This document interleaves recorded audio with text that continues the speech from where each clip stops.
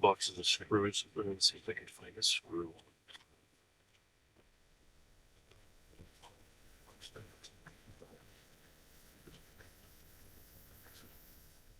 It obviously works perfectly fine with two. I prefer to have all three. If I had something that would work.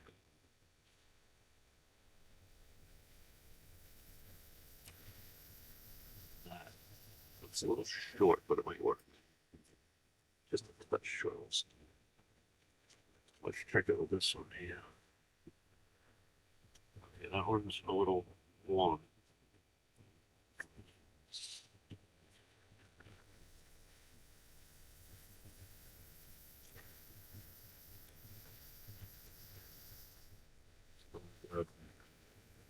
My fingers are too big for this.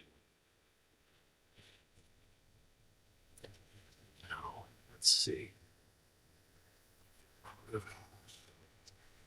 Trying to display this in my giant fingers and stuff. So I added 2 washers, and that is pretty close. One more. Because I have no, 2 more because I don't have thickness of this plate. That's for the data cable. So do 4 washers, I guess. Because this one's a little long, a little short. I don't want it to fall out. This one's a little long, but the washers should take up the space. You know what? No, let's try a short one. Change my mind. Change my mind on you. Let's see if this one works first. If it works, it's staying. I didn't think about the mounting, the bar that it mounts to. It's gonna hit if I put that giant monstrosity in it. That went in a couple threads. We're just tightening it a little bit. We're not going crazy. Things don't need to be super tight. Only little parts. Tighten that back up. It's just not great that it's 2 different sizes on the heads on the drive. So yeah, I only need 2 separate wrenches when I do it. I don't know what size these are. Like I said, they're metric. Came in the kit when you get the machine, when you get a new machine. Sometimes you get them from the companies that you get the as 4 parts machines because they just happen to have them, or they were with the machine when they got it. If you want to save a few bucks, I mean, that's what you do. And I didn't plug in. I created a problem. I didn't plug in my sensor. I mounted it and didn't plug it in. Too busy yakking. So we're just going to grab these wires like this. Luckily, this is right here. I can just kind of push it out of the way. And let's see if I can see it and you can see it too. Oh yeah, look at that. That's what I call raw talent. All right. I'll joke it aside.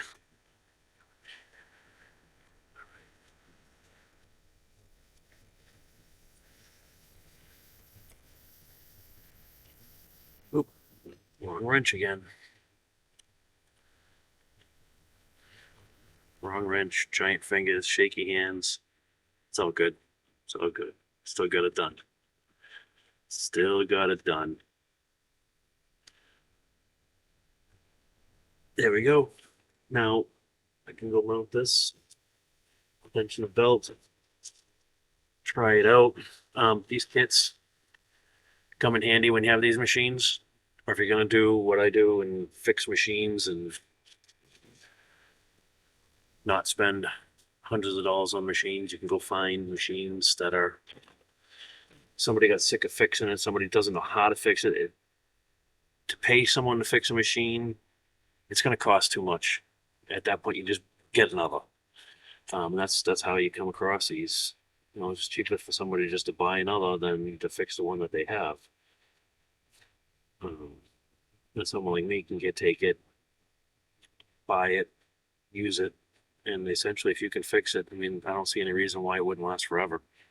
The one in the background over here, I don't know if you guys can see it, that's my Neptune 3 Max.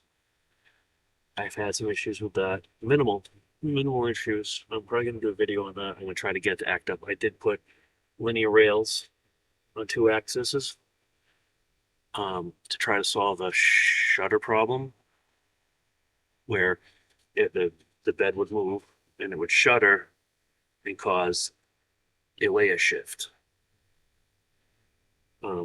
Messed with belt tension, kept doing that. It didn't make a difference because everybody was saying belt tension.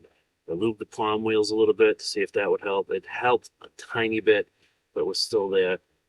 The only thing that really helped was lowering the speeds, because what it was doing was when it was going to another layer or going to another piece on the bed, the bed was moving rapidly. It would do this funky shutter. I call it a shutter, and then it would lose its position, and that was causing multiple layer shifts as you went along. Every time it did it, it would move it about 3 millimeter. And you'd have a stack, like steps, on your print. So I'm going to do a video and I'm going to show it. But all I did was basically change the parameters for its max acceleration and max speed.